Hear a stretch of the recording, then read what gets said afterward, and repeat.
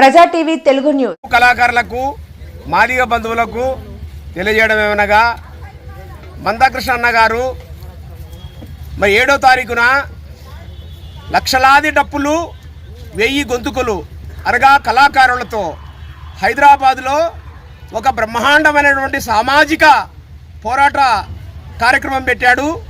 ఆ కార్యక్రమానికి ఈ రాష్ట్రముగా కాకుండా తెలంగాణ, అలాగే కర్ణాటక, తమిళనాడు, ఉత్తరప్రదేశ్ నుంచి కూడా మరి వేలాది మంది డప్పు కళాకారులు కదిలొస్తున్నారు. ఎస్సీ వర్గీకరణ కోసము రేవంత్ రెడ్డి ప్రభుత్వం మీద ఈ పోరాటము. కాబట్టి ప్రతి మాదిగ బంధువు, మాదిగ కళాకారుడు, డప్పు కళాకారుడు తప్పకుండా డప్పు సంకనేసుకొని మరి హైదరాబాద్కు రావాల్సి ఉంటుంది. డప్పు లేకోకుండా ఏ వ్యక్తి కూడా హైదరాబాద్కు వచ్చేకి వీల్లేదు. వాళ్ళల్లో డాక్టర్లు, ఇంజనీర్లు, అలాగే ప్రతి ఉద్యోగి దీనికి తారతమ్యం లేకోకుండా ఒక డప్పు కళాకారులే కాదు, ప్రతి ఉద్యోగి డప్పు పెట్టి మాదిగల సత్తాను, మాదిగల కళను హైదరాబాదులో మరి ప్రదర్శించాల్సిన అవసరం ఉంది.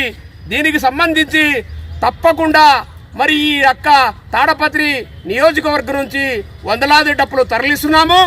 హైదరాబాదులో ఒక బ్రహ్మాండమైనటువంటి సామాజిక కళా పోరాటానికి నాంది పలుకుతున్నాము.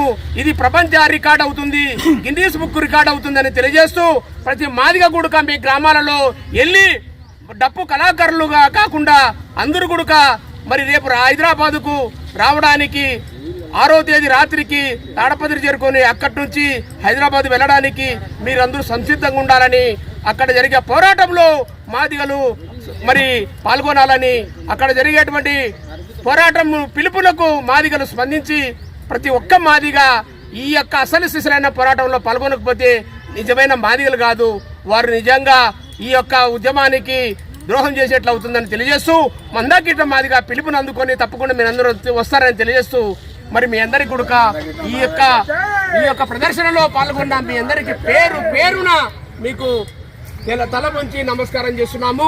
ఇంత కష్టపడి మీరు